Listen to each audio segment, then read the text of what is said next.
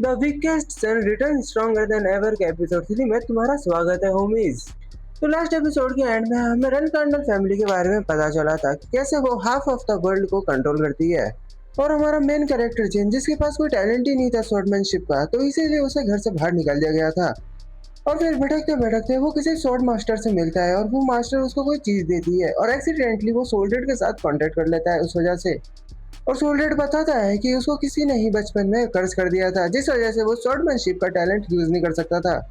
फिर सोल्डेड अपनी पावर से उसके कर्ज को हटाता है और अपनी पावर फिर जिन को दे देता है। और फिर रात में ही कोई हम नाइट्स देखते हैं जो जिन पर अटैक कर देते हैं और उस वजह से जिन मर चुका होता है।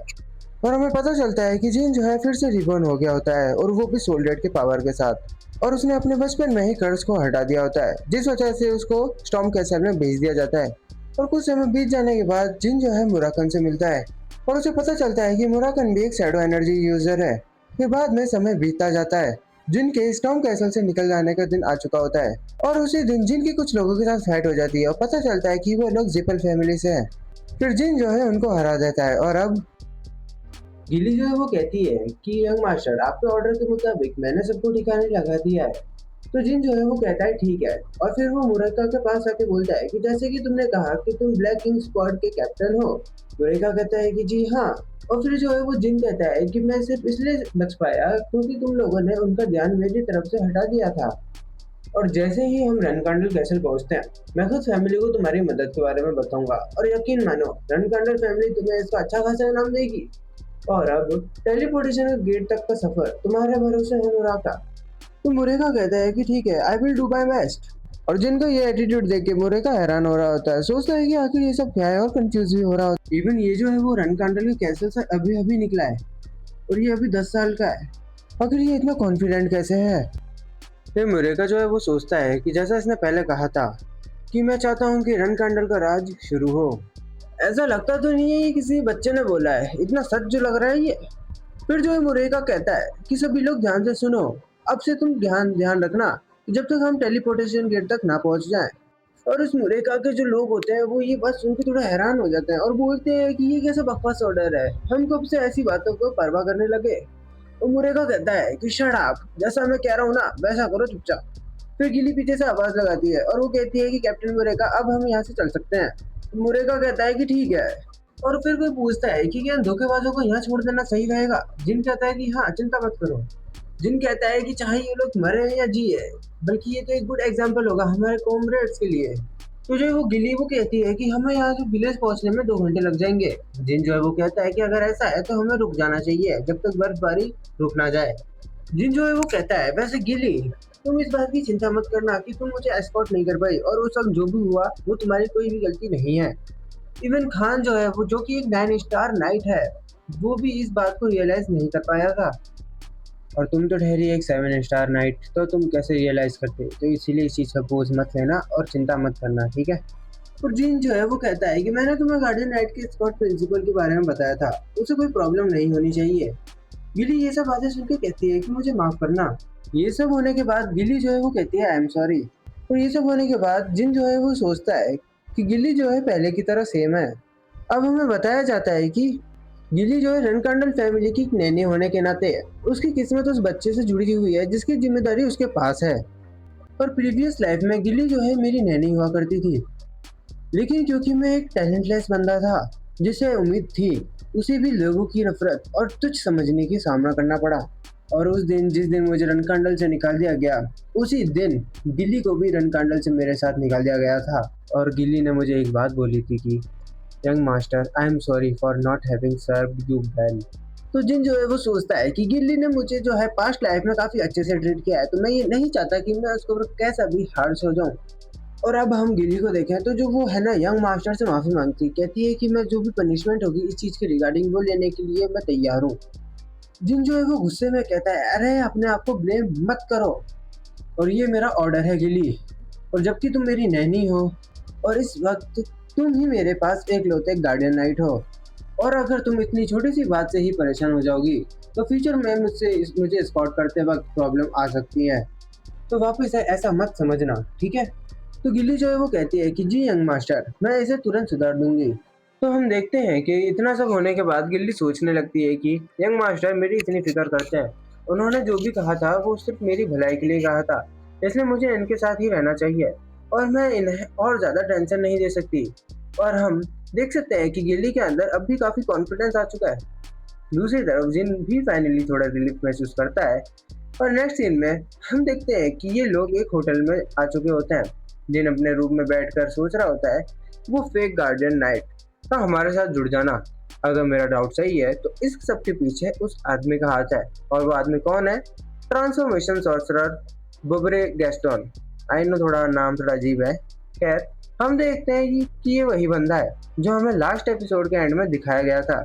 हो सकता है कि आगे इसके बारे में और भी काफ़ी कुछ पता चले। खैर, अब हमें बताया जाता है कि ट्रांसफॉर्मेशन मैजिक कोई नॉर्मल एबिलिटी नहीं है। इस फील्ड में ड्रैगन सबसे बेस्ट माने जाते हैं।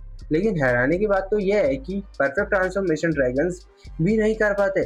और पूरी दुनिया में सिर्फ एक ही इंसान था जो परफेक्ट ट्रांसफॉर्मेशन कर सकता था और वो था बब्रे गैस्टन। और अपनी इसी एबिलिटी का यूज करके वो ट्रांसफॉर्मेशन क्राइम्स को अंजाम देता था। मतलब बब्रे किसी भी इंसान का परफेक्ट रूप ले सकता था और उसे आइडेंटिटी का यूज करके बड़े बड़े क्राइम्स करता था। इसी वजह से वो धीरे धीरे पूरी दुनिया को केओस की तरफ ढकेलने लगा। जिन ये सब याद करके कहता है, अगर बब्रे वाकई इस सब में इन्वॉल्व है तो सिचुएशन मेरी सोच से भी ज्यादा कॉम्प्लिकेटेड होने वाली है।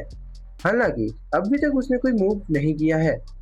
तभी गिल्ली कहती है, यंग मास्टर मैं बाहर जा रही हूँ और जाकर गाइड करती हूँ। लेकिन जैसे ही वो जिन की तरफ देखती है तो वो देखती है कि जिन तो सो चुका है। अब बेचारा इतनी छोटी सी एज में इतना सब सोचेगा तो थक ही जाएगा। खैर, रात के वक्त अचानक विंडो की तरफ से किसी चीज की आवाज आती है। जिनकी आंख खुल जाती है, वो उठकर देखता है तो विंडो के बाहर एक छोटी सी कैट बैठी होती है। ये देखकर वो है एकदम हैरान रह जाता है। फिर उसे मुराकन की वो बात याद आती है जब उसने कहा था कि वो ट्रांसफॉर्म होकर उसके साथ आएगा। जिन कहता है, रुको, तूने कहा था कि तुम छुपते छुपाते मेरे साथ आओगे, तो इसका मतलब तुम कैट में ट्रांसफॉर्म हो गए हो। लो भाई, एक महान ब्लैक ड्रैगन कैट बन गया। ये देखकर मुझे भी थोड़ा अजीब लगा था एक्चुअली में। जिन मुराकन को रूम के अंदर आने देता है और हंसते हुए कहता है, सच कहूँ तो मैंने भी ये नहीं सोचा था कि तुम कैट के फॉर्म में आओगे। मुराकन तुरंत गुस्से में बोलता है, अगर मैं ऐसा नहीं करता ना तो तुम्हारे फैमिली के नेट्स मुझे तुरंत नोटिस कर लेते। तुम्हें आइडिया भी नहीं है ट्रांसफॉर्मेशन मेंटेन करने में कितना हार्ड होता है। और गुस्से में बोलते बोलते मुराकन सीधा विंडो से टकरा जाता है। और जोर की आवाज सुनकर गिल्ली तुरंत रूम के अंदर आ जाती है। बोलती है, यंग मास्टर क्या हुआ? लेकिन अंदर आते ही उसकी नजर पड़ती है मुराकन पे।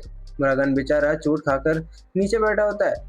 गिल्ली तुरंत डिफेंसिव मोड में आ जाती है और कहती है कि तू है कौन जो मेरे यंग मास्टर की रूम में घुस आया? जल्दी बता उससे पहले कि मैं तुझे ऊपर पहुंचा दूं। जब सिचुएशन और ऑकवर्ड होने लगती है तब जिन बीच में बोलता है, अरे गिल्ली रुक जाओ। ये नाम सुनते ही मुराकन को अचानक याद आ जाता है, रुको, ये वही गिल्ली है जो स्ट्रॉबेरी पाई बनाती थी। और फिर वो धीरे से बोलता है, उफ मेरी स्ट्रॉबेरी पाई। और अगले ही सेकंड उसके दिमाग में एक ही बात चल रही होती है कि सब कुछ सत्यानाश हो गया। फिर नेक्स्ट सीन में जिन फाइनली गिल्ली को सच बताता है, ये है ब्लैक ड्रैगन मुराकन और ये है रन कार्डल फैमिली का गार्डन ड्रैगन। और उससे पहले ही मुराकन बोल पड़ता है, मैं जानता हूँ ये कौन है, ये है मेरी प्रीसियस स्ट्रॉबेरी पाई। तो उसके बाद गिल्ली आगे बढ़कर माफी मांगती है और कहती है कि मुझे माफ कर दीजिए, मैंने आपसे काफी रूड बिहेवियर क्यों किया। मुराकन को तो वैसे भी कोई प्रॉब्लम थी ही नहीं, है ना। तो मुराकन हंसते हुए कहता है, अरे कोई बात नहीं मेरी स्ट्रॉबेरी पाई। तो गिल्ली पूछती है, तुम मुझे स्ट्रॉबेरी पाई क्यों कहते हो?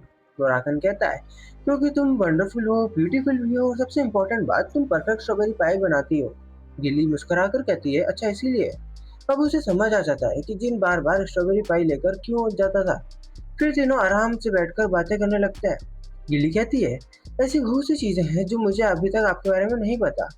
जिन कहता है, अरे कोई बात नहीं, और मुझे भी माफ करना, मैंने तुमसे झूठ बोला था। इस पर गिल्ली कहती है, मुझे पता था कि आप काफी इनक्रेडिबल हैं, लेकिन सोल्डेड के साथ कांटेक्ट बिल्ड कर लेना ये तो नेक्स्ट लेवल है। और अब तो आपके पास ड्रैगन भी है। सच कहूँ तो मुझे बहुत खुशी है कि मैं आपकी नैनी हूँ। तो जिन गिल्ली को समझाता है, अब तुम हम में से एक हो, तुम्हें सब पता चल चुका है, इसलिए ये बात किसी और तक नहीं पहुंचनी चाहिए। गिल्ली कहती है, जी यंग मास्टर। तभी मुराकन बोल पड़ता है, अरे मेरी स्ट्रॉबेरी भाई तुम टेंशन मत लो। लिली पूछती है, वो सब तो ठीक है, लेकिन पहले जो इतनी जोर की आवाज आई थी वो किस बात की थी? अभी ये लोग असली बात तो बताने से रहे कि क्या हुआ था, तो दोनों तुरंत बोल देते हैं, कुछ नहीं, कुछ नहीं, बस मैं गिर गया था। और ये बोलकर मुरागन खुद ही जोर से हंसने लगता है। हा हा हा हा। खैर जो भी हो, हम इस पे भरोसा कर सकते हैं ना यंग मास्टर? लो भाई, एक ड्रैगन पे ही भरोसा नहीं हो रहा है ना। खैर, नेक्स्ट सीन में हम देखते हैं कि ये लोग फाइनली टेलीपोर्टेशन गेट पर पहुंच चुके होते हैं। जिली ब्लैक किंग स्क्वाड के सब मेंबर्स को थैंक यू बोलती है कि उन्होंने इतना साथ दिया। मुरागन भी बोल पड़ता है, हाँ जी, हमारे लिए भी ये एक्सपीरियंस काफी इंटरेस्टिंग रहा। फिर मुरेका गिली से एक सवाल करता है, वैसे गिली, एमसी लॉरन, तुम इतनी स्ट्रांग हो, तो फिर तुम्हें रेनकांडल फैमिली में नैनी बनने की क्या चूज किया? गिली सीधा जवाब देती है, अपनी लिमिट में रहकर बात करो, और वैसे भी इतनी इम्पोर्टेंट बात नहीं है कि मैं तुम्हें बताऊं। ये कहकर वो अंदर चली जाती है और मुरेखा को तुरंत समझ आ जाता है कि भाई औकात से थोड़ा बाहर निकल गया था वो। खैर, तो वो तुरंत बोलता है, माफ करना, मेरी गलती थी। अंदर जाते ही उनकी आइडेंटिफिकेशन होती है। जैसे ही पता चलता है कि ये रनकांडल फैमिली से है, स्टाफ का एटीट्यूड काफी बदल जाता है। बोलते हैं, welcome, nice to meet you, please मेरे साथ आइए, हमने आपके लिए प्रीमियम सीट्स रिजर्व कर रखी है। देख रहे हो रनकांडल फैमिली का ऑरा। खैर, फिर उन्हें बताया जाता है कि टेलीपोर्टेशन में अभी लगभग 2 घंटे बाकी है, तब तक उन्हें वेट करना होगा। तब बिल्ली थोड़ी टेंशन में आकर कहती है, यंग मास्टर, मुझे मुराकन की चिंता हो रही है। अगर ये पकड़ा गया या इसके बारे में किसी को पता चल गया तो प्रॉब्लम हो सकती है। अब गिल्ली, तुम थोड़ा ज्यादा ही टेंशन ले रही हो। जिन पूछता है, तुम मैजिक वाली बात कर रही हो है ना? गिल्ली कहती है कि हाँ, रनकांडल फैमिली में मैजिक को बिल्कुल अलाउ नहीं किया जाता। अगर किसी को पता चल गया कि मुराकन मैजिक यूज करता है तो बहुत बड़ी प्रॉब्लम हो जाएगी। देखो गिल्ली, का जो कंसर्न है ना बिल्कुल वैलिड है, लेकिन जिन कॉन्फिडेंट होकर कहता है, टेंशन मत लो, मुझे पता है कि क्या करना है, मैं इसे हाइड कर लूंगा। और तभी हम देखते हैं एक वाइट हेयर्ड इंसान जिसके ऊपर ड्रैगन का सिंबल बना हुआ होता है, वो अपने कुछ लोगों के साथ वहाँ एंटर करता है। और ये बिलोंग करता है जीपल फैमिली से। हाँ, वही फैमिली जो दुनिया के दूसरे आधे हिस्से को कंट्रोल करती है। एक तरफ रनकांडल और दूसरी तरफ जीपल। तभी जिन सोचता है, आखिर ये लोग है कौन? और उसी वक्त वो वाइट हेयर्ड बंदा बोलता है, यार मुझे पहले से फीलिंग आ रही थी कि मुझे आज हुए फेस्टर नहीं आना चाहिए था। हुए फेस्टर एक जगह का नाम है, लेकिन किसने सोचा था कि यहाँ इन लोगों से मुलाकात हो जाएगी। ये बंदा जानबूझकर प्रोवोक कर रहा होता है ना। उसकी नज़र मुराकन पर पड़ती है, जो उस वक्त एक छोटी सी कैट के फॉर्म में होता है। उसे मुराकन का ये फॉर्म काफी क्यूट लगता है और वो कहता है, इधर आओ प्यारी कैट। लेकिन अगले ही सेकंड मुराकन उस पर अटैक कर देता है। ये देखते जीपल के गार्ड्स तलवार निकाल लेते हैं, लेकिन वो बंदा उन्हें तुरंत रोक देता है। वो कहता है, अरे रिलैक्स, कोई बात नहीं, लगता है मैं बिल्लियों के हैंडल करने में थोड़ा वीक हो गया हूँ। और अनकंडल फैमिली के सामने स्वॉर्ड निकालना ही काफी स्टूपिड मूव होगा। इसके बाद वो जिन और गिल्ली की तरफ देखता है। जिन और गिल्ली को तो घंटा फर्क नहीं पड़ रहा होता कि सामने जीपल फैमिली खड़ी है। वो मन ही मन सोचता है, इंटरेस्टिंग, मेरी इतनी बकवास हरकतों के बाद भी इन दोनों के एक्सप्रेशन बिल्कुल नहीं बदले। भाई तू ही फालतू हरकतें कर रहा है, इन्हें घंटा फर्क नहीं पड़ता। ये भी किसी नॉर्मल फैमिली से नहीं, रन कंट्रोल से बिलोंग करते हैं। फिर वो उनके पास आता है और कहता है, वैसे मेरा इंट्रोडक्शन तो बनता है ना, मैं हूँ वेराडन जीपल, और मेरी पहली वाली रूडनेस के लिए मैं माफी चाहता हूँ। क्या करे, अभी भी बच्चा ही है तो है। जैसे ही जिन उसका नाम सुनता है उसे कुछ याद आता था। वेराडन जीपल जीपल फैमिली का जीनियस मैजिशियन है, फ्यूचर हेयर और अपने एक्स्ट्राऑर्डिनरी टैलेंट के साथ एक सरप्राइजिंगली अच्छे कैरेक्टर के लिए भी काफी ज्यादा फेमस है। तो जिन जो है वेराडन को देखते हुए सोचता है, एक ऐसा इंसान जिसे मैं अपनी प्रीवियस लाइफ में एक मेज के रूप में स्किल के मामले में हमेशा अपने से काफी आगे मानता था। खैर वो सब तो पास्ट की बात थी, लेकिन इस टाइम उसे इस तरह मिलना काफी इंटरेस्टिंग लग रहा है। तो जिन कहता है, सच कहूँ तो मैं काफी हैरान हूँ, कम से कम तुम कंप्लीट इडियट तो नहीं हो। ये देखकर मुझे अच्छा लगा। वेराडन हल्का सा मुस्कुरा कर कहता है, हाँ अच्छा है, तो तुम्हें मेरे बारे में ऐसा लगता है? जिन जवाब देता है, हाँ, लेकिन एक बात माननी पड़ेगी, तुम्हारे जोक्स काफी अच्छे होते हैं। वैसे भी जो गार्ड्स अभी स्वॉर्ड्स निकाल रहे थे वो तुम्हारा क्या ही बिगाड़ लेते, और शायद तुम्हें इसका एक्सपीरियंस भी हो चुका होगा। आखिर हुए फेस्टर तक बिना किसी बॉडी गार्ड के जाकर वापस भी आ चुके हो। वेराडी हंसते हुए कहता है, तुम्हारे जोक्स थोड़े ज्यादा ही वायलेंट होते हैं। जिन एकदम सीरियस एक्सप्रेशन बनाकर कहता है, मुन्ना, तुम्हें लगता है मैं मजाक कर रहा हूँ? वेराडिन थोड़ा रुकता है और कहता है, अच्छा ऐसी बात है, फिर वो जिन को एक एडवाइस देता है, एक बात याद रखना, अगर कभी तुम्हारी मुलाकात किसी और जिपल से हो या फिर दोबारा ऐसी कोई सिचुएशन बन जाए तो कोई भी रैश डिसीजन मत लेना, वरना उसका रिजल्ट हमारे दोनों के क्लाइंट्स के लिए काफ़ी पेनफुल हो सकता है। जिन तुरंत जवाब देता है, वाह काफ़ी अच्छा जोक था मेराडिन। वैसे एक बात बताओ, क्या तुम्हें सच में लगता है कि मेरे फादर चिरोन अनकांडल और तुम्हारे फादर सेलियक जिपल दो बच्चों की लड़ाई में पर्सनली इन्वॉल्व होना चाहेंगे? ये सुनकर मेराडिन जोर से हंसने लगता है। बात तो तुमने सही की। शायद वो लोग बस थोड़ा सा गोल्ड या कोई और कंपनसेशन देकर मैटर खत्म कर देना चाहें। फिर वेराडन थोड़ा सीरियस होकर कहता है, वैसे आज मैंने तुमसे काफी कुछ सीखा है और इसका एहसान मैं फ्यूचर में जरूर चुकाऊंगा। चलो, जिन ने कुछ तो सिखा ही दिया इस बच्चे को। जिन तुरंत बोलता है, फ्यूचर में ही क्यों, अभी चुका दो। वेराडिन हो हैरान होकर पूछता है, अभी बताओ क्या करना है? जिन सीधा जवाब देता है, बस एक काम करो, टेलीपोर्टेशन गेट खुलने के पहले तुमने ना जब तक चुपचाप अपनी सीट पर बैठ जाओ और मुझे बिल्कुल भी डिस्टर्ब मत करना। बस इतना कर दोगे तो बहुत बड़ा एहसान होगा। ये सुनकर वेराडिन बस मुस्कुरा देता है। सच बताऊं, मुझे तो लगता है फ्यूचर में इन दोनों की फ्रेंडशिप देखने लायक होगी। ब्रदरहुड काफी तगड़ा बन सकता है इनके बीच। और इंटरेस्टिंग बात तो यह है कि वेराडिन भी कुछ ऐसा ही सोच रहा होता है। अगर हमारे क्लैंस एक दूसरे के एनिमीज ना होते तो शायद मैं कब का इससे दोस्ती कर चुका होता। भाई कर ले यार। लेकिन दूसरी तरफ जिनके दिमाग में कुछ और ही चल रहा होता है। लगता है ये बंदा सच में थोड़ा आउट ऑफ माइंड है। खैर, तभी अनाउंसमेंट होती है, टेलीपोर्टेशन प्रोसेस अब शुरू होने वाली है, सभी पैसेंजर्स तैयार हो जाएं। ये सुनते ही सब लोग टेलीपोर्टेशन गेट की तरफ बढ़ने लगते हैं। जाते जाते वेराडिन मुस्कुरा कर कहता है, जिन तुमसे मिलकर काफी मजा आया, आई होप हम फ्यूचर में फिर जरूर मिलेंगे। जिनको तो इस बात से बिल्कुल तो मतलब नहीं होता, वो सीधा बोल देता है, हाँ हाँ बिल्कुल, वैसे मुझे पूरा यकीन है कि हम दोबारा कभी नहीं मिलेंगे, बाय बाय। और इसी के साथ सीन शिफ्ट होता है। हम फाइनली पहुंच चुके हैं रनकांडल मैन कैसल में। वहाँ एक आदमी उनको काफी देर से इंतजार कर रहा होता है। वो आगे बढ़कर कहता है, यंग मास्टर, मैं काफी देर से आपका इंतजार कर रहा था। मैं रनकांडल फैमिली का सेकंड हाउसकीपर हूँ और हम ये जान चुके हैं कि स्वॉर्ड गार्डन के बारे में, जहाँ सिर्फ वही लोग इनवाइट होते हैं जिन्होंने रनकांडल फैमिली की प्रॉस्पेरिटी में अपना कंट्रीब्यूशन दिया हो। जिन सोचता है कि ये वही जगह थी जहाँ आना उसका एक सपना था और यही उसकी मरने की भी ख्वाहिश थी। पास्ट में मैं काफ़ी ज़्यादा वीक था और इतना बेवकूफ़ था कि मुझे लगता था सिर्फ हार्ड वर्क से सब कुछ हो जाएगा।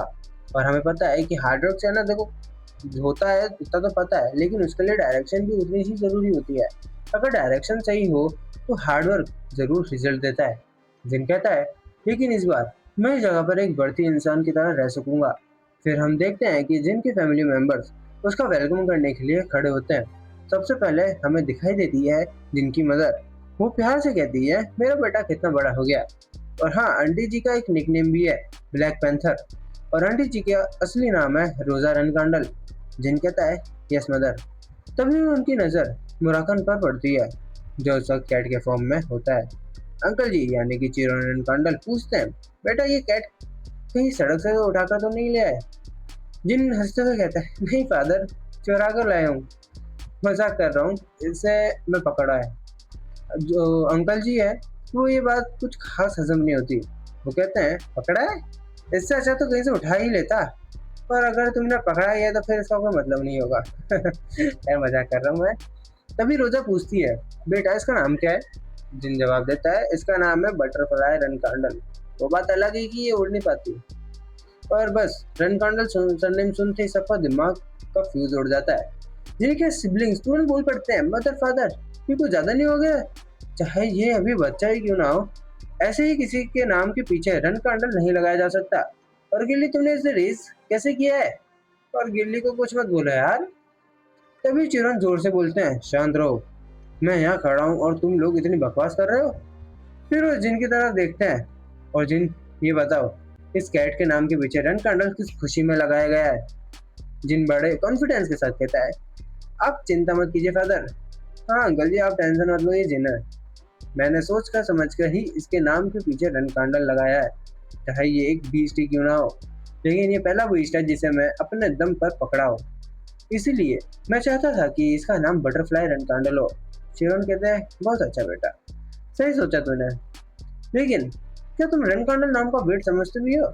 जिन कहता है मैं आपका वही बेटा हूँ फादर। मुझे इस नाम की वैल्यू अच्छी तरह पता है।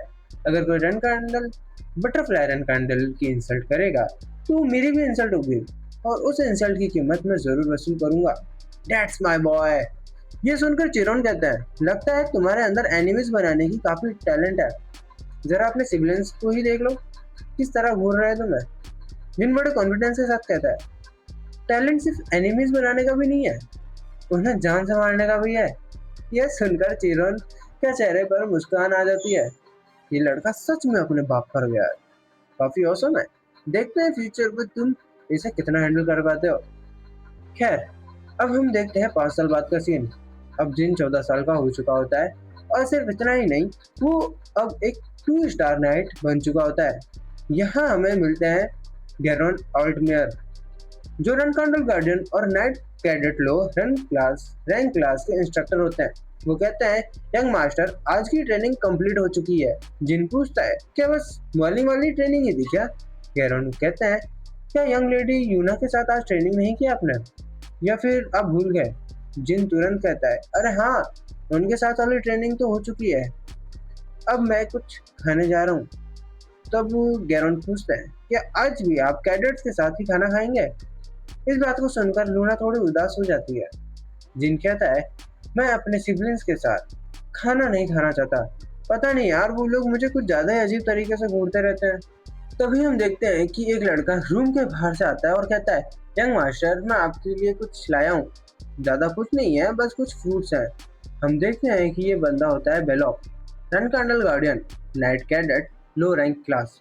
जैसे ही जिन उसे देखता है वो उसे पहचान लेता है। जिन सोचता है बेलॉक 13 साल का एक कॉमनर, जो अपनी ट्रेनिंग में पीछे रह जाने की वजह से फ्यूचर में कैडेट से डिस्क्वालीफाई हो जाएगा और उसके बाद रन कर्नल से बैनिश कर दिया जाएगा। जिन पूछता है तो खाना अच्छा था है ना? बेलोप एकदम से एक्साइटेड होकर बोलना शुरू कर देता है जी बहुत ही ज्यादा अच्छा था, मैं रन कर्नल फैमिली का बहुत ज्यादा ग्रेटफुल हूँ कि मुझे इतना अच्छा खाना खाने को मिला। जिन तुरंत बीच में वो रोक देता है अरे अरे ठीक है भाई ठीक है, शांत हो जाओ। और जिन नोटिस करता है कि इस बंदे ने वर्ड बाय वर्ड वही रिपीट किया है जो पहले भी बोला था। देखो इसकी मेमोरी कितनी तगड़ी है, पूरा रट्टा मार रखा है।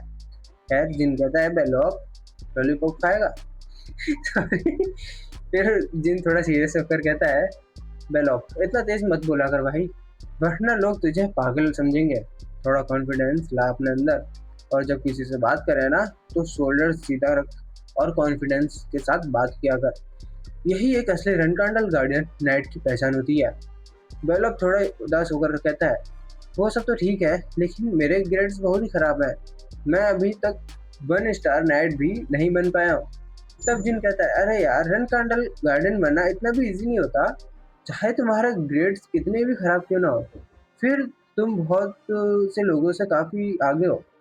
जिन अपने मन में सोचता है इसकी पर्सनैलिटी कितनी प्योर है, और शायद इसके फैमिली वाले इसे हमेशा नीचा दिखाते रहे होंगे। और एक बात तुम समझना, जिन आगे जो सोचता है और वो कहता है कि लेकिन मुझे एक बात समझ नहीं आती, आखिर इतना नेक इंसान जो फ्यूचर में स्वॉर्ड मास्टर का टाइटल पाने वाला था, वो किसी का वफादार कुत्ता कैसे बन गया? और हम देख सकते हैं कि जिन जो है वो बेलो को खाना ऑफर कर रहा होता है। कहता है कि मुझे भूख नहीं लग रही, तुम मेरा हिस्से का खा सकते हो। बेलो ये देख के बहुत खुश हो जाता है, बोलता है आपका बहुत बहुत शुक्रिया यंग मास्टर। और फिर जो है जिन ये सब चीज़ देख के सोच रहा होता है कि बेलो मैं तुम्हारा इस पर अच्छे से ध्यान रखूंगा, ताकि तुम जो पिछली बार की तरह कोई गलती करना बैठो और एक्चुअल में ना हो जाओ। और हम देख रहे होते हैं कि जिन जो है वो कहीं जा रहा होता है और वो सोचता है कि मेरी शैडो एनर्जी जो है वो 2 स्टार तक पहुंच चुकी होती है, और मेरी माना जो है वो 4 स्टार, और जो मेरी स्वॉर्डमैनशिप है वो 2 स्टार तक पहुंच चुकी है। नेक्स्ट सीन में हम जो है सिस्टर लूना को देखते हैं, जहां वो कह रही होती है कि मेरे प्यारे भाई, आज की ट्रेनिंग जो है वो कल की तरह ही रहेगी, हालांकि कुछ चीजें ऐसी होंगी जो कल से अलग होंगी। और जिन जो है वो कहता है कि मैं समझ गया। फिर जो लूना कहती है कि ब्रदर अपने माइंड की आंखों से देखना शुरू कर दो। और हम देख सकते हैं कि जिन को काफी अजीब लग रहा होता है ये सब करने में। और जिन जो है अपने मन में सोच रहा होता है कि लगता है मुझे इस ट्रेनिंग से गुजरना ही पड़ेगा, जिसके बारे में मैंने ना कभी सुना है और ना ही कभी देखा है। और लूना जो है वो कह रही होती है कि जिन जो है अपनी मन की आंखों से देखना शुरू कर दो, चाहे कुछ भी हो जाए अपनी आंखों को मत खोलना।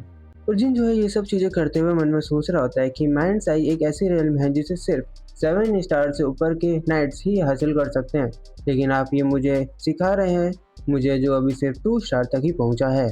और बात सिर्फ इतनी ही नहीं है, नॉर्मली मैंड्स आई के ऑरा को आसपास फैलाकर डेवलप किया जाता है, लेकिन लूना की ट्रेनिंग में मैं ऑरा यूज़ ही नहीं कर सकता। इसी वजह से मुझे इसका फ्लो समझ ही नहीं आ रहा है। मुझे पूरा यकीन है सिस्टर पे कि इन्होंने कुछ सोच रखा है अपने माइंड में, और किसी दिन मैं इसको ज़रूर सीख लूँगा। फिर हम देखते हैं कि इनकी ट्रेनिंग खत्म हो जाती है। लूना जो है जिन को वहाँ से भेज देती है कि अब तुम जा सकते हो। लूना जो है वो सोच रही होती है कि मुझे उम्मीद तो थी कि जिन जो है काफ़ी अच्छा कर लेगा, लेकिन मेरी उम्मीदों से परे ये काफ़ी अलग बात है। और ऐसे ही आगे बढ़ते रहना माय ब्रदर जिन। तभी हम देखते हैं सब लोगों को जो एरिना में इकट्ठा हो रखे होते हैं, और जहाँ गैरोन सबको बता रहा होता है, यंग मास्टर जिन को बता रहा होता है कि ये इस बार उनके ओवरऑल ग्रेड का सबसे बड़ा हिस्सा होता है, जो गार्डियन नाइट बनने का सबसे तेज शॉर्टकट है। और मैं पूरा श्योर हूँ कि ये लोग काफ़ी ज़्यादा नर्वस होंगे। यंग मास्टर, आपके लिए भी एक इम्पॉर्टेंट बात है। इम्पॉर्टेंट बात ये है कि ये ट्रेनिंग ये इस बार आपके लिए भी काफ़ी ज़्यादा इम्पॉर्टेंट है। और लेडी रोज़ा ने कहा था कि अगर आप आज 10 अपर रैंक्स को हरा देते हैं, तो आप इंटरमीडिएट रैंक ट्रेनिंग ग्रुप में एडवांस कर लेंगे, जहाँ पे आपकी ट्रेनिंग शुरू होगी नेक्स्ट ईयर से स्टार्टिंग के। जिन जो है वो कहता है, अच्छा मदर ने ऐसा कहा है। तो जिन जो है वो बेलोप की तरफ देखता है, जहाँ पे बेलोप की हालत काफ़ी ज़्यादा डरी हुई होती है। और जिन बेलोप को देख के सोच रहा होता है, कोई फ़र्क नहीं पड़ता, मैं ऐसा इंतज़ाम कर दूंगा कि उसे निकाला ही ना जा सके। लेकिन अगर वो थोड़ा और कॉन्फिडेंट होता तो और भी अच्छा होता। और हमें बताया जाता है, गैरोन कहता है कि सभी लोग ध्यान दो, आज का स्पार में अगर जो भी टॉप 10 होंगे वो सब जिन के साथ स्पार करेंगे। और हम देखते हैं कि सबका मैच शुरू हो चुके होते हैं। जिन जो है सबको ऑब्जर्व कर रहा होता है, और नेक्स्ट सीन में हम देखते हैं कि जो गैरोन होता है वो सबको बोल रहा होता है कि सभी लोग ध्यान दो, जो टॉप 10 में नहीं है वो सब बैठ सकते हैं, और जो टॉप 10 में है वो जिन के साथ मैच करने के लिए रेडी हो जाओ। और तभी जिन के साथ मैच शुरू हो जाता है। तभी हम देखते हैं जिन जो है एक ही अटैक में सामने वाले की स्वॉर्ड ही गिरा देता है। तभी जिन जो है वो सोच रहा होता है कि मैंने 8 को तो हरा ही दिया है, बस 2 और बाकी है। तो गैरोन कहता है कि तो अगला तैयार हो जाओ। तभी हम इस लड़की को देखते हैं जो जिन के साथ मैच करने के लिए आ रही होती है, और काफ़ी ज़्यादा कॉन्फिडेंट भी लग रही होती है। और इसके बारे में बताया जाता है कि इसका नाम होता है मैसा मिल्कानो रन कांडल, guardian knight cadet basic rank class. और जिन जो है मिल्कानो को देख के सोच रहा होता है कि आने वाले टाइम में ये गार्डियन नाइट जरूर बन जाएगी। पर इस टेस्ट में मैसा के साथ होने वाला स्पार सबसे इम्पोर्टेंट चीज़ है। तो दोनों जो है तैयार हो जाते हैं स्पार के लिए। हम देखते हैं कि मैसा एक काफ़ी शानदार अटैक करती है जिन पे, जो है जिन ब्लॉक कर देता है इस चीज़ को। और जिन जो है अपने मन में सोच रहा होता है कि मैसा जो है पहले से काफ़ी ज़्यादा स्ट्रांग हो चुकी है, लेकिन इतनी भी नहीं कि मैं इसको ना हरा सकूं। प्रॉब्लम ये है कि मुझे इसके बाद 8 लोगों को और हराना होगा, और इसीलिए मुझे इसके साथ कोई टाइम वेस्ट नहीं करना। तो इसीलिए जिन जो है अपनी अटैकिंग स्पीड तेज़ कर देता है। मैसा जो है हैरान हो जाती है, और उसके अटैक को ब्लॉक करने में उसको प्रॉब्लम हो रही होती है। मैसा फिर अपने मन में सोच रही होती है कि जिन जो है अपनी अटैकिंग स्पीड इतनी तेज क्यों कर रहा होता है। उसको ऐसा लगता है कि जिन जो है वो उसकी डिसरिस्पेक्ट करता है, कि जिन को ये हरा नहीं सकती। तो मैसा कहती है, अगर ऐसा है तो मैं भी अपना पूरा दूंगी यंग मास्टर। सब लोग तो हैरान हो जाते हैं इन दोनों की फाइट को देखते हुए। और जिनको जो है वो काफ़ी ज़्यादा मज़ा आ रहा होता है। मैसा तो मन में सोच रही होती है कि इस बार मैं पीछे नहीं हटूंगी, इस बार मैं आपसे सरपास जरूर कर दूंगी यंग मास्टर। और हम देखते हैं कि मैसा जो है एक जोरदार अटैक कर देती है, तो जिन जो है उसकी तलवार ही तोड़ देता है बेचारी की। और जिन जो है अपनी तलवार मैसा के गले पे रखते हुए कहता है कि तुम हार चुकी हो, और काफ़ी गुड मैच था मैसा मिल्क कैनो। और जिन अपनी तलवार को देखते हुए सोचता है कि अब इसकी कोई काम की नहीं रही है तलवार। तो मैसा अपनी तलवार को देखते हुए सोचती है कि यकीन नहीं हो रहा, उन सारी तकरारों के दौरान उसने हर बार मेरी तलवार की बिल्कुल वही जगह पर वार किया। हमारे स्टेमिना और ताकत तो लगभग बराबर ही थी, लेकिन एक्यूरेसी और टेनेसिटी में मैं उससे पीछे महसूस कर रही हूँ। फिर तभी जो है मैसा जिन को बुला रही होती है, कहती है कि यंग मास्टर जिन, मैं ये कसम खाती हूँ कि इस बार ट्रेनिंग काफ़ी ज़्यादा हार्ड करूँगी और अगली बार आपको हरा दूंगी। और नेक्स्ट सीन में हम देखते हैं कि जिन के काफ़ी ज़्यादा मैचेस जो कि 10 होने थे, 8 बाकी रह गए थे, जो 8 के 8 मैचेस थे वो पूरे हो चुके होते हैं। गैरोन कह रहा होता है, बहुत बढ़िया यंग मास्टर, और इन 10 ओपोनेंट्स को हराने के बाद आप जो है नेक्स्ट ईयर से इंटरमीडिएट क्लास ट्रेनिंग ले सकते हैं। गैरोन कहता है कि बहुत बढ़िया, अब जो है खाने का वक्त हो चुका है। जिन पूछता है कि वैसे कितना टाइम बाकी है। गैरोन बोलता है कि शायद 10 मिनट होंगे। अगर ऐसा है तो मैं एक और बंदा है जिसके साथ हेड ऑन करना चाहूँगा। और हम देख सकते हैं कि सबकी हालत तो जिंदगी खराब कर रखी होती है, सब बेचारे टेंशन में होंगे कि आखिर अब जिन किसको चूज करना चाहेगा। और गैरोन पूछता है कि आखिर वो बंदा है कौन। जिन चिल्लाते हुए कहता है कि बेलोप। बेलोप बेचारा डर जाता है, बोलता है यंग मास्टर में। जिन कहता है कि सामने आ और मुझसे स्पार कर। बेलोप, अगर तू ऐसा डरा रहेगा तो रन कांडल में तू सरवाइव नहीं कर सकता। सामने आ और मुझसे फाइट कर। और हमें पता है कि जिन जो है वो बेलॉप की भलाई के लिए कर रहा है ताकि बेलॉप का जो डर है वो बाहर निकल सके और बेलॉप जो है वो कॉन्फिडेंट के साथ रन कंडल में सर्वाइव कर सके। हम नेक्स्ट सीन में देखते हैं कि बेलॉप जो है वो जिनके साथ स्पार करने के लिए तैयार होता है और वो आगे आ रहा होता है। तो बेलॉप जो अपने मन में सोचता है कि यंग मास्टर ने आखिर मुझे क्यों चूज किया, इसीलिए तो नहीं कि मैं वीक हूँ और क्या ये मुझे बाहर निकालना चाहते हैं। और जिन कहता है कि बेलॉप, मैं 10 लोगों से फाइट पहले ही कर चुका हूँ और मैं थक भी चुका हूँ, और लेकिन दूसरी तरफ तुम अभी बिल्कुल ठीक हो, लेकिन फिर भी मैं काफ़ी ज़्यादा स्ट्रांग हूँ तुमसे और यही रीज़न है कि मैं तुमसे फाइट करना चाहता हूँ। बेलप को तो घंटा कुछ समझ में नहीं आ रहा होता और पूछता है कि आखिर इसका क्या मतलब, और उतने ही जीन जो है उस पर अटैक करने के लिए आगे बढ़ चुका होता है। बेलप जो है काफ़ी मुश्किल से अटैक को ब्लॉक करता है और पूछता है कि यंग मास्टर मैं ही क्यों, लेकिन जिन जो है वो उसको बात करने का मौका भी बहुत मुश्किल से दे रहा होता है और कहता है कि तुमने ब्लॉक कर दिया है बेलॉप। और जिन जो है, जब बेलॉप ने वो अटैक ब्लॉक किया था, जिन जो है वो पीछे हट जाता है और पीछे हट के फिर वो सहारा लेता है, अपने हाथ नीचे रखता है और एक किक मारने की कोशिश करता है और जिससे बेलॉप का बैलेंस बिगड़ जाता है और बेचारा रोने ही लग जाता है और कहता है कि यंग मास्टर आप ये आखिर क्यों कर रहे हो। जिन जो कहता है कि क्या मैंने तुम्हें इस बार के लिए यहाँ बुलाया है।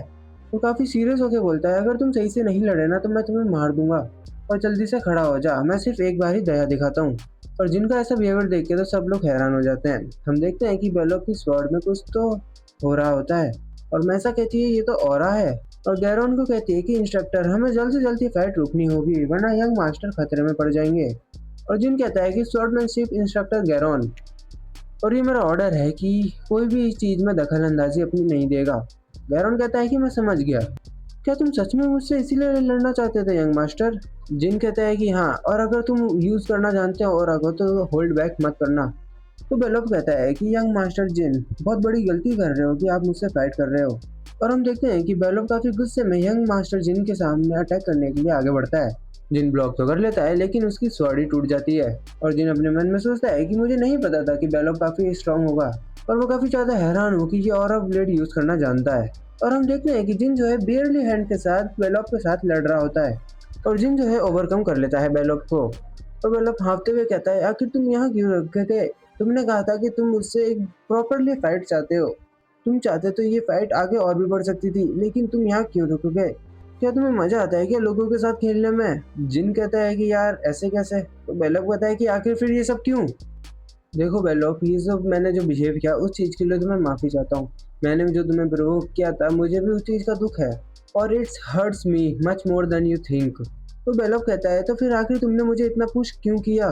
तो जिन जो है नीचे बैठते हुए कहता है कि जैसा तुमने कहा था कि मैं एक बात जानता हूँ कि दूसरों की परवाह तुम जब भी करना जब तुम स्ट्रांग हो जाओ, और तुम मुझसे काफ़ी ज़्यादा कमज़ोर और काफ़ी ज़्यादा काइंड पर्सन हो, और ये चीज़ भी मुझे काफ़ी ज़्यादा पसंद है, लेकिन इस हेल में तुम काइंडनेस के साथ नहीं जी सकते। तो बेलॉग प्लीज़ इतने स्ट्रॉन्ग हो जाओ कि तुम इस काइंडनेस के साथ प्रोटेक्ट होकर सको मेरे साथ और सबके साथ भी, और प्लीज़ मुझे माफ़ करना मेरे पिछले बिहेवियर के लिए। खैर तभी हम देखते हैं कि इनका लंच आ चुका होता है और बेलॉग जो है जिनकी मोटिवेशन से काफ़ी ज़्यादा कॉन्फिडेंट आ चुका होता है उसमें, और वो कहता है कि यंग मास्टर मैं चाहता हूँ प्लीज़ आप मेरे साथ खाना खाइए। जिन कहता है जी बिल्कुल। तो हम नेक्स्ट सीन में देखते हैं खान ने सब कुछ सारी बात चिरंजीव कांडल को बता दी होती है और कहते हैं कि अच्छा तो जिन ने ये सब किया तो वो ताकत से राज करेगा लेकिन कमजोरों को भी अपने साथ लेकर चलेगा। हाँ, अगर ऐसा है तो देखना पड़ेगा कि उसके इस इरादे में कितनी कीमत है। खान, वापस जाओ और उसे कहना मैं यंगेस्ट को उसका पहला मिशन देने वाला हूँ। और हमें बताया जाता है कि जनवरी 1975 में जिन जो है वो 3 स्टार नाइट बन चुका है। और नेक्स्ट सीन में हम लूना को देखते हैं जो कह रही होती है कि तुम्हारे लिए बिल्कुल सही तलवार ढूंढने में मुझे काफी मुश्किल हुई। और जिन जो है अपने मन में सोच रहा होता है कि लूना ही थी जो वो चाहती थी कि वो मेरे लिए स्वॉर्ड ढूंढे, और मुझे पूरा यकीन है कि इन्होंने कुछ अच्छी स्वॉर्ड ही चूज की होगी। और हम देखते हैं उस अच्छी स्वॉर्ड को जो काफी ज्यादा बड़ी लग रही होती है और जिन जो है वो स्वॉर्ड देख के हैरान हो जाता है। और लूना कहती है कि ये पहली वो तलवार है जिसे मैं तुम्हारी एज से तब से यूज करती आ रही हूँ। मुझे लगता है कि तुम इसे क्रंटल के ओरिजिनल रूप से समझ सकते हो जिसे मैं अब यूज करती हूँ। तो क्या कहते हो जिन, तुम्हें पसंद आई ना। और जिन तो थोड़ा हैरान हो जाता है, वो कहता है कि देखो लूना, और कहता है कि तुम्हारा बहुत बहुत शुक्रिया कि तुमने मेरी हेल्प करी स्वॉर्ड ढूंढने में, पर लेकिन मुझे नहीं लगता कि ये स्वॉर्ड मेरे लिए है। हम देख सकते हैं कि लूना को ये बात बहुत बुरी लगती है, कहती है कि हाँ हाँ मुझे पता है, मैं तो सिर्फ मजाक कर रही थी। और जिन अपने मन में सोचता है कि मुझे नहीं लगता कि आप मजाक कर रहे थे। और लूना कहती है कि जिन देखो ऐसा नहीं है कि ये भारी है, तुम इसको उठा सकते हो। खैर वो समझ जाती है कि जिनको ये स्वॉर्ड पसंद नहीं आई होती, इसलिए वो कहती है कि चलो ठीक है, मैं कोई दूसरी स्वॉर्ड ढूँढती हूँ तुम्हारे लिए। और हम देखते हैं कि लूना और जिन जो है किसी रूम के अंदर आए होते हैं जहाँ पे जो है स्वॉर्ड वगैरह रखी होती है। लूना कहती है कि मुझे नहीं पता आखिर तुम्हें किस तरह की स्वॉर्ड चाहिए होगी। तभी लूना एक स्वॉर्ड को उठाती है और कहती है कि आखिर तुमने बरिसाडा को चूज़ किया था सिलेक्शन सेरेमनी में, तो हो सकता है ये स्वॉर्ड तुम्हारे लिए बेस्ट हो। और हमें बताया जाता है इस स्वॉर्ड के बारे में कि ये वो स्वॉर्ड है जिसे फर्स्ट पैट्रियार्च यूज़ करते थे। इस स्वॉर्ड का नाम है बराडामेंट। ये है बरिसाडा का भाई। और हम देख सकते हैं कि जिन उस स्वॉर्ड को अपने हाथ में लेता है और जो लूना होती है वो पूछती है कि मुझे ऐसा लगता है कि तुम्हें ये स्वॉर्ड काफ़ी पसंद आई। और जिन कहता है हाँ बिल्कुल, मुझे ये तलवार काफ़ी ज़्यादा पसंद आई क्योंकि हमारे फैमिली में और भी कई तलवारें हैं, लेकिन ये भी तलवार जो है वाक़ई लाजवाब है। और जिन जो है अपने मन में सोचता है कि जो बराडामेंट और बरिसाडा है वो दोनों ही स्वॉर्ड शैडो एनर्जी यूज़ करने के लिए एकदम सूटेबल है। और अगर मैं खुद से ये स्वॉर्ड चूज़ करता तो प्रॉब्लम होती, और जबकि सिस्टर ने इसको चूज़ किया है तो कोई भी कुछ नहीं कहेगा। और जिन कहता है कि लेकिन बराडामेंट एक ऐसी स्वॉर्ड है जिसे सारे सिबलिंग्स चाहते हैं। और लूना, आपका बहुत बहुत शुक्रिया कि आपने ये स्वॉर्ड मेरे लिए चूज़ करी। फिर लूना पूछती है कि जिन, मुझे ऐसा लगता है कि तुम मेरे साथ कोई कंफर्टेबल नहीं हो, और ये चीज़ मुझे काफ़ी ज़्यादा अपसेट करती है। जिन कहता है कि ऐसा कुछ नहीं है, तो लूना आके कहती है अच्छा अगर ऐसा कुछ नहीं है पर फिर भी मैं डिसअपॉइंट हो चुकी हूँ, तो इसीलिए तुम्हें मेरे परेशान दिल को सुकून देना होगा। जिन पूछता है कि कैसे, तो लूना बताती है कि तुम्हें अब ट्रेनिंग करनी होगी, वो भी अभी के अभी। लेकिन उससे पहले मैं तुम्हें एक चीज़ और सिखाना चाहती हूँ। जिन पूछता है आखिर वो क्या है, तो लूना कहती है कि हमारे उन भाई बहनों के बीच जो एक दूसरों को नीचा दिखाने में लगे हुए हैं, कुछ ऐसे भी हैं जो तुम्हें बिना किसी शर्त के प्यार करते हैं। मैं चाहती हूँ कि तुम ये बात हमेशा अपने दिल में बसा कर रखो और वापिस से मुझे कभी अपसेट मत करना, ठीक है ना? जिन कहते हैं हाँ हाँ ठीक है, मैं समझ गया। फिर लूना कहती है चलो ठीक है, अब अपनी ट्रेनिंग शुरू करते हैं। जिन, अपनी माइंड की आंखों से देखना शुरू कर दो। फिर हम नेक्स्ट सीन में देखते हैं जिन अपने स्वॉर्ड मुराकन को दिखा रहा होता है। मुराकन कहता है कि बच्चे, इस चीज का कोई मतलब ही नहीं रहा क्योंकि तू जानता ही नहीं है कि शैडो एनर्जी को कैसे यूज करते हैं। तो अब जरा बता तू इस स्वॉर्ड को कैसे यूज करेगा। अगर तू बैराडामेंट स्वॉर्ड को प्रॉपर्ली यूज करना चाहता है तो तुझे कम से कम शैडो एनर्जी में 3 स्टार बनना पड़ेगा, लेकिन तू तो अभी सिर्फ 2 स्टार पे ही है। और जिन कहता है कि मुझे ऐसा लगता है कि मैं जल्दी जो है 3 स्टार नाइट बन जाऊंगा। मुराकन अपनी बुक बंद करता है और कहता है कि हाउ एरोगेंट यू आर, अपने कान खोल और ध्यान से मेरी बात सुन। बरिसाडो और बैराडमेंट ऐसी कोई स्वॉर्ड नहीं है जिसे तू आसानी से यूज कर सके। तुझे कम से कम 3 स्टार बनना ही पड़ेगा शैडो एनर्जी में, ये बात ध्यान रखना। और अभी के लिए सिर्फ नॉर्मल स्वॉर्ड ही यूज कर जब तक तू 5 स्टार शैडो एनर्जी में नहीं बनता। समझ गया ना मेरी बात? फिर जो है जिन कहता है कि मुझे यार इतना सब्र नहीं है मुझ में, मुझे जल्द से जल्द 5 स्टार शैडो एनर्जी में पहुंचना होगा, वो भी 1 साल के अंदर अंदर। और इस बात से मुराकन बहुत चिढ़ जाता है, बोलता है कि चाहे तुम चिल्ड्रन शैडो एनर्जी कंपटीशन में फर्स्ट आ जाओ और सुबह दोपहर और रात बस शैडो एनर्जी ही खाते रहो, तब भी ये बिल्कुल नामुमकिन है। मैं ये सब सिर्फ तुम्हारी भलाई के लिए कह रहा हूँ। और हम देखते हैं कि जिन ने जो है मुराकन की बुक ले ली होती है। जिन कहता है अच्छा ऐसी बात है, जरा वापस बोल के बताना। मुराकन तो कुछ कहने से बेचारा डर जाता है, कहता है कि भाई रख दे यार बुक को। तभी हम देखते हैं रूम के अंदर गिल्ली आती है, बोलती है कि यंग मास्टर, इंस्ट्रक्टर गैरोन आपको ढूंढ रहे हैं, वो आपसे पर्सनली मिलना चाहते हैं और वो आपसे वो समर स्ट्रेटेजी की बात करना चाहते हैं। और उन्होंने जो है आपका पहला मिशन असाइन कर लिया है। जब आपका ब्रेक खत्म हो जाएगा आपको यहाँ से निकलना होगा। फिर गिन जाते हुए बोलता है कि हाँ मुझे लगता है टाइम तो आ चुका है क्योंकि मैं स्वॉर्डमैनशिप के 3 स्टार तक पहुंच चुका हूँ। यार हम देखते हैं जिन जो है किसी रूम के अंदर आता है और कहता है कि गैरोन, आप, जैसा कि मैंने सुना है आपने मेरे लिए एक मिशन असाइन कर रखा है। गैरोन कहते हैं welcome young master Jin, including you. यहाँ पे जो है 10 बेसिक फ्लाइंग कैडेट्स है जो आपके साथ मिशन पर रहेंगे। ये मिशन एक सर्च मिशन है जिसमें 10 लोगों से 2 टीम बनाई जाएगी और यहाँ पे जीन किंगडम के साउदर्न बॉर्डर पे ये सर्च मिशन शुरू होगा। और हम देखते हैं कि कोई कहता है कि ये किंगडम तो बीस्टमैन टेरिटरी के पास है, जहाँ पे जो है व्हाइट वुल्फ ट्राइब के लोग रहते हैं। और जिन अपने मन में सोचता है कि ये एक ऐसा मिशन है जिसमें लो रैंक कैडेट्स को नहीं भेजा करते हैं और इस मिशन को जल्दी असाइन नहीं कर लिया गया क्योंकि मैं तो सिर्फ अभी 3 स्टार मैजिक ही हूँ स्वॉर्डमैनशिप के, और ये मिशन काफ़ी ज़्यादा मुश्किल होने वाला है। ऑल्सो मेरे जो टीम मेंबर्स हैं वो भी लो रैंक ग्रेड्स इंटरमीडिएट हैं। और हम देख सकते हैं कि इसमें तो वेलॉप भी है। और जिन अपने मन में सोचता है कि ऐसा ऑर्डर सिर्फ मेरे फादर ही दे सकते हैं और हो सकता है कि वो देखना चाहते हैं कि उनका बेटा क्या कर सकता है मिशन पे। तो अगर ऐसा ही है तो ठीक है फादर, अब मैं दिखाऊंगा कि आपका बेटा क्या क्या कर सकता है। और नेक्स्ट एपिसोड में हम जिन के फर्स्ट मिशन वाली आर्क को देखने वाले हैं, जो इस स्टोरी की सबसे जबरदस्त आर्क में से एक होने वाली है। इसीलिए चैनल को सब्सक्राइब जरूर करके रखना और वीडियो को लाइक भी जरूर कर देना, ताकि इस स्टोरी का एक भी मजेदार पार्ट मिस ना हो। तब तक के लिए गुड बाय।